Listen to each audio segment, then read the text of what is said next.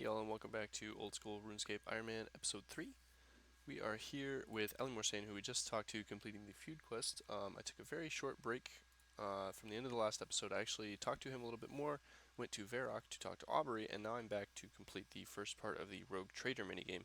And the reason I'm doing this is I'm actually very short on runes, specifically law runes for use for teleports. Now, as soon as we start officially the Fairy Tale Part 2, we will be able to teleport using the fairy rings. That's what those are called. We'll be able to use the fairy rings and teleport around much more easily. However, the base teleports are still very useful, and I don't have a very good way to get law runes right yet. I don't have the rune crafting level to make them, obviously, and the only other way that I can reasonably acquire them is to kill monsters to get them, or to go to the wilderness shop to buy them. Now, the wilderness shop is really not that big of a deal. I can't get there, but it is a bit out of my way, and I'd rather knock out this minigame just because, it's kind of fun, and it's here. So I'm going to do this real quick, get some law runes, and probably a bunch of other runes, because you get a variety of runes every time you unlock it. And they are discounted, so I will save some money by doing that, and I will see you in the next bit, where we'll be probably starting / completing Forgettable Tale of a Drunken Dwarf. Alright, y'all, I've planted the Kelda hops as part of the Forgettable Tale quest, so we're going to go ahead and grab some ingredients for Recipe for Disaster, and then go ahead and do the dwarf part there, and that will give us another quest point and advance RFD, so it's great. And it should work out so we finish it just in time to advance Forgettable Tale. Alrighty, y'all, we are here in Lumbridge ready to do the first two steps of RFD. We have the Rock Cake. I actually managed to cool that down by killing a Ice Fiend on top of White Wolf Mountain, or sorry, Ice Mountain. So let's go ahead and use that on the dwarf. That will give us 1,000 cooking, 1,000 Slayer XP, which is fantastic. Yep. Thank you, Gypsy. 38 cooking, and 13 Slayer, fantastic. And let's go ahead and use the Slop of Compromise on our goblin friends here. And get another 1,000 cooking, 1,000 crafting, and 1,000 farming. Alright, only 6 members left to go, farming up to 20. Alright, and we're all set. I still have not got the message for the hops for next step. So I guess I'm just gonna jump this stuff off and probably go do Tourist Trap to get some fletching XP, because we actually need 25, I think it's 25 fletching to do the Fremnic Isles. So let's go ahead and get ready for that. Well, in the last clip you may have noticed that I actually had a bead in my inventory. On my way to the Goblin Village, I decided to kill one imp because it was in the way, and I just figured, why not, maybe I'll get a bead. And I just so happened to get the black bead, and I was like, oh, I have a bunch of those, no big deal. But I picked it up anyways, and it turned out to be the only bead that we don't have yet. So I'm actually going to go ahead and knock out Imp Catcher, which we started ages ago and still haven't finished, for a free quest point and a Amulet of Magic, because why not? Also, apparently teleporting here through the fairy ring is a medium task, so that's awesome. Let's go ahead and get ourselves some beads. Get that dank magic XP. It's totally gonna help. Come on, Ms. Gog, do your thing. There we go. Amulet of Accuracy, not an Amulet of Magic, my bad. But that puts us up to 103 quest points. Awesome. So, something I totally forgot to mention earlier. I think I mentioned it, but it got lost in the footage from when I lost episode 2 randomly. So I actually completed the Ardoin Easy tasks, which is why I have this cloak. This is the Ardoin Cloak one. And this lets you teleport to the Kandarin Monastery a limited number of times. And when I did this, I also got an XP lamp. And that XP lamp is worth 1,000 XP in any skill over level 30. Now, I wanted to use it in Herblore, but as you can see, my Herblore is not level 28. Is not level 30. It's only up to 28. So you can't actually bank them either. So I just kind of had it in my inventory randomly, and I decided to go get some herbs to level up my Herblore so that I could use my lamp. Kind of makes sense. Unfortunately, I decided to do that in Chaos Druids in the wilderness just north of Edgeville, and I died. Interestingly, if you die to an NPC, you keep the lamp, but if you die to a player, you do not. So I died once, just kind of AFKing to the druids themselves, and then came back, and when I spawned, I still had the lamp, which was great, and then I died to a player, and I did not have the lamp anymore, so sad times. So just so you know, Obviously, if you have an XP lamp, you should try not to die. But if you die from a player in the wilderness, you will not keep your lamp. I was not skulled, but I guess that doesn't matter. Anyways, in future we will try to make sure that we do not lose XP lamps in that way, and we will use them on herblore or other skills that, like prayer perhaps, that are difficult to raise. Alrighty y'all, as you can tell by our Swanky Mind helmet, we have actually just finished Elemental Workshop 2, and that has boosted us to 37 smithing and 36 crafting. I'm going to do the Golem next for some more crafting XP. Alright y'all, we are here in the ruins of Uzer completing the Golem quest, and it's not quite done yet, but just a quick little guideline as to where we're going from here. After I complete the Golem, we'll still be a little bit away from our goal of 40 crafting, which is fine. I think I'm going to knock out a couple other quests in this region, namely Tourist Trap, which will give us some fletching XP needed for Fremennik Isles, because I want to get Fremennik Trials, because I want to get Fremennik Trials done, completed as quickly as possible, so that we can do Miscellanea soon, because Miscellanea is really good for Ironman. So I'm probably going to work on requirements for that as soon as I'm done here. With that being said, after I do Golem, I want to do Shadow of the Storm and put that XP on ranged, because we do need to do big chompy bird hunting, which requires 30 ranged in order to do another step up recipe for disaster. So however much XP you get from, I think it's like 10,000 XP from Shadow of the Storm, will put us solidly on our way towards level 30 ranged.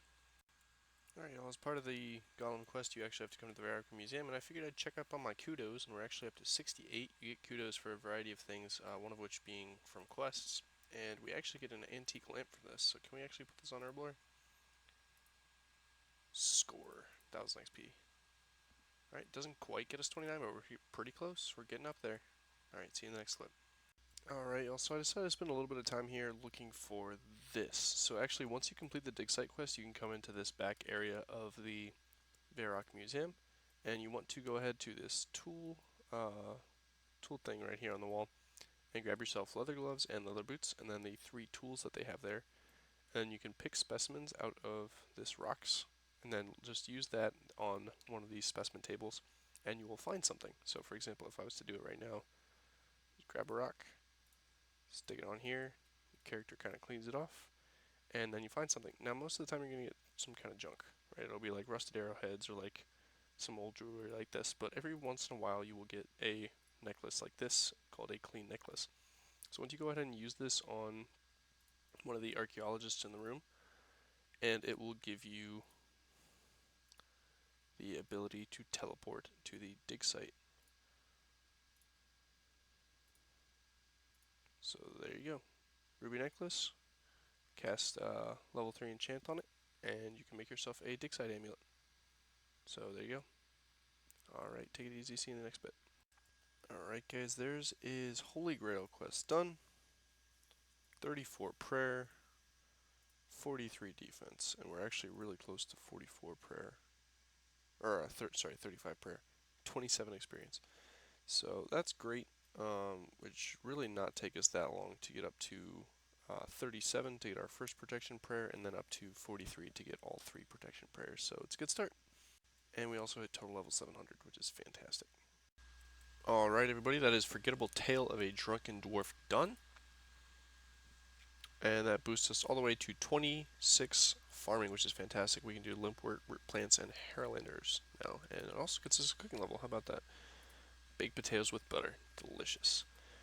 So I was notified that my audio was a little quiet, so I've boosted my microphone a little bit. Let me know if this is louder and more easy to hear. If it's too loud, let me know. I can always adjust it back down. Alright, next on the list is the Wanted quest, which we need to get done in order to get 5,000 Slayer experience, which will boost us pretty significantly. And it's also required for the Slug Menace quest, which we'll want to do sooner rather than later. So let's get started. Hey, also just a little tip for Ironmen who are still working on training their cooking. Even if you're not up to level 99 yet, this is a really good and really easy way to actually level up. All you have to do is, as soon as you've completed the first bit of Recipe for Disaster, where you can actually help the cook, you can come down and access this chest. And the chest will have a stock of items, including grapes and jugs. So at level 35 cooking, you actually unlock the ability to make wine. And grapes and jugs here only cost 1 coin apiece, so it's usually pretty hard to actually gather materials for wine in bulk, but you can just buy them here very cheaply.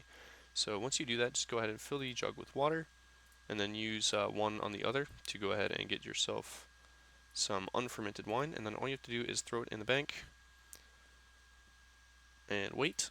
And for every wine that you successfully ferment, because there is a chance that they can go bad, but for every wine that you successfully ferment, you get 200 cooking XP, which is fantastic, considering the extremely small amount of difficulty and the very small expense involved.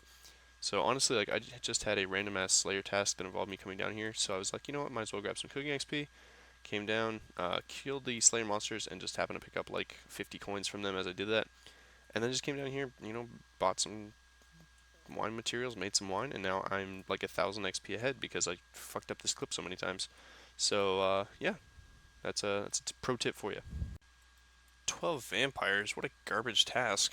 Alright, alright, let's go. Let's kill some fucking vampires. It's gonna suck. So I think before I do this task properly, I probably want to get some better armor. My current armor is actually pretty shit. I don't have any better legs than the original Iron Man legs they gave me, and I'm running around with like a mithril plate body. So, yes, thank you, bank. So I'm probably going to go do agility pyramid for a little bit.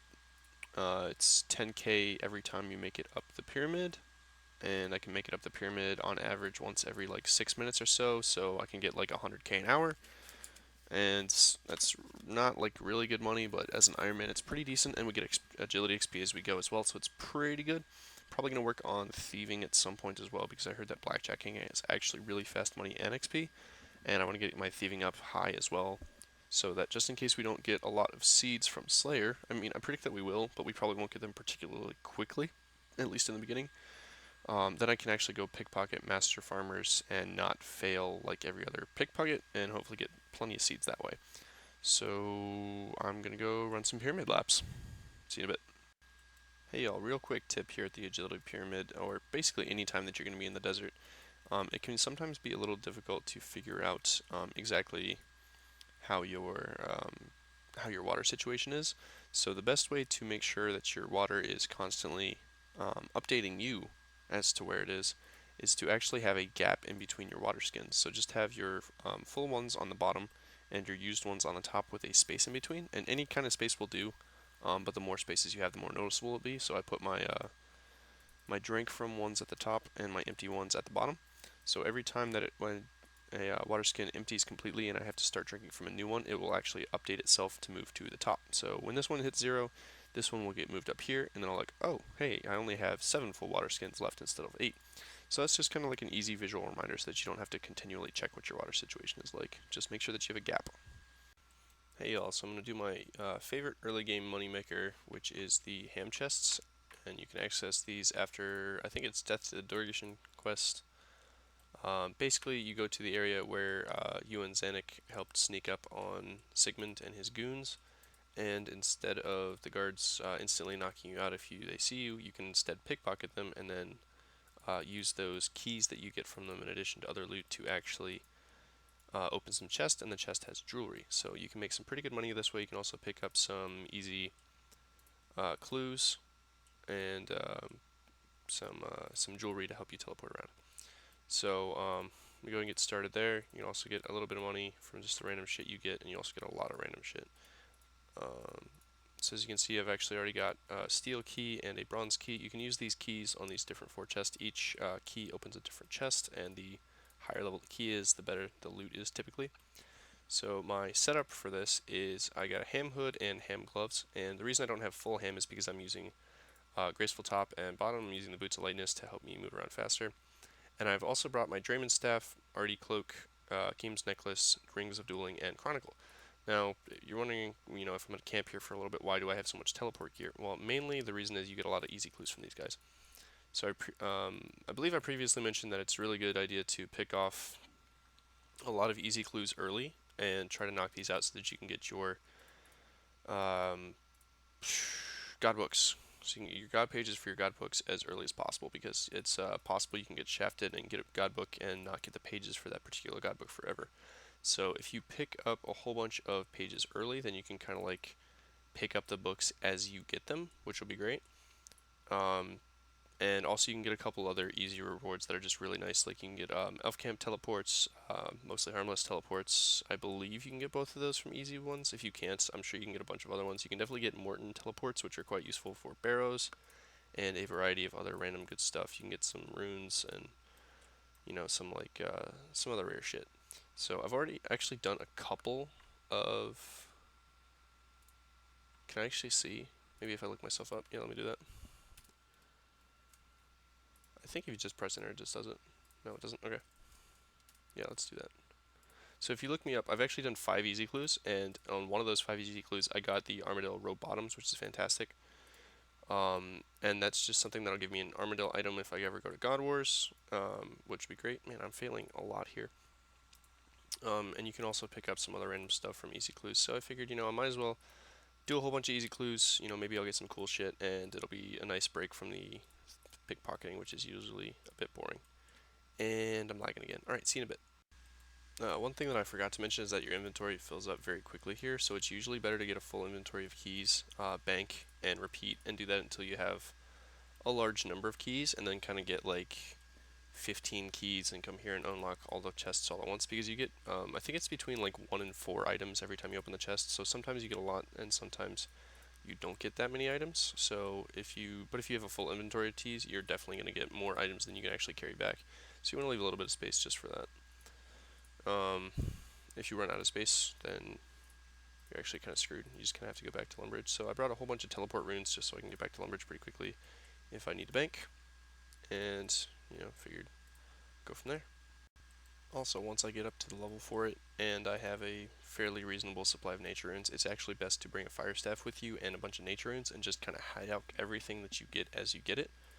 That's more efficient than my method, but in the interest of not having to low-alch everything and not quite wanting to boost my magic 7 levels just for this, I think I'll just bank the keys for now. It'll be a little bit less efficient, but it shouldn't be too bad. Alrighty, y'all, we just got our first clue scroll. Where are we going? That is Falador. Let's go. Totally forgot in my sweet-ass setup that I need a spade for some clues. So, let's go grab a spade. Alright, part 2 of the clue. We need an iron, plate legs, oak longbow, and emerald amulet. Now, iron plate legs, emerald amulet, no problem. I think I already have those. Oak longbow, we definitely need more range levels. No, we don't. We actually totally don't even need range levels. Alright, let me grab that shit and we'll be right there. Well, guys, as it turns out, we actually do not have an emerald amulet, so I took our first batch of keys and opened them, and we got a sapphire amulet, a ruby amulet, and a diamond amulet. We also got an emerald ring and an emerald necklace, but unfortunately no emerald amulet. So I'm going to take my second batch of keys. We do have quite a few of them, and I went ahead and grabbed the other items that we need here and here, which is great. And with our second batch, we should be good to go. Keys, yes. Give me all them silver keys, all them steel keys. That might be too many keys, actually. Let's see the steel ones here. And let's go see what we got. Seriously? You found 0 coins. I didn't even know that was possible. Oh, you're not an amulet, please. Please, game. Last key, please. Damn it. I don't know if I mentioned this earlier either, but one of the reasons that I want to do a whole shit ton of easy clues is that if you get 500 easy clues done, you can get an equipable spade, and this just might end up saving us some inventory space along the way, who knows. Alright, could this be the reward?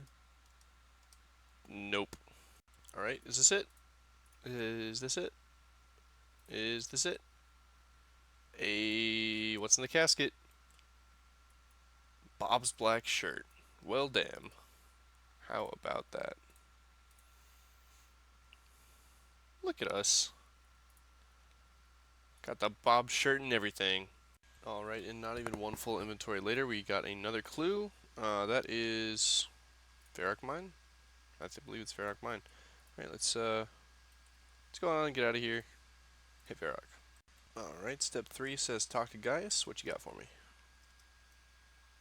Oh, casket. Oh, Zamorak page 2, look at us. We've done how many clues now? Not that one. I can figure this out. I am a smart, intelligent person. High scores, there we go. Look at this. We've done 5 clues. Alright, that hasn't updated. We've done more than 5 clues.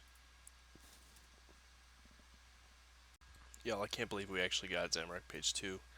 This shit is ridiculous. Look at this thing. 690,000. 664 by OS, buddy. Man. If we were not playing on an Ironman right now, sell this for a pretty penny. That's still wild. We've done like this says 5, but we've actually done like 7 clues. That's ridiculous. That's so ridiculous. Y'all, I can't believe this. We just got another page. Another page back to back. That's ridiculous. Can't believe it. And an amulet of magic. Taverley is good to us. Alrighty, y'all. I've been doing the ham chests for about an hour and a half now. It wasn't exactly that much. I'm guesstimating here because it was like on and off for a little bit. I had some things pop up. But our final loot is 46 sapphire amulets, 4 emerald amulets, 6 ruby amulets, 2 diamond amulets. Then we got 59 sapphire, 3 emerald, 7 ruby, and 1 diamond necklace. 26, 7, 3, and 1 for rings. And then for cut gems, we got 12 sapphires, 5 emeralds, 3 rubies, and 1 diamond. So I'm going to hold on to the emerald rings, the sapphire necklaces, and the actual cut gems, because we can use those. We can use these for crafting, and we can use the other ones for teleport items. And we're going to save the ruby necklaces as well, because they can make dig site necklaces now that we've done that. But I'm going to sell the rest of this. The diamond stuff by itself is probably worth like 15k, 20k, I don't know. We're going to sell this. We're just going to sell this. Find out. Okay. I was off. It's going to be a little less than that. But, you know, I'm going to sell this, and we'll see how much we got in the next episode. Thank you guys so much for watching. I will see you in the next one.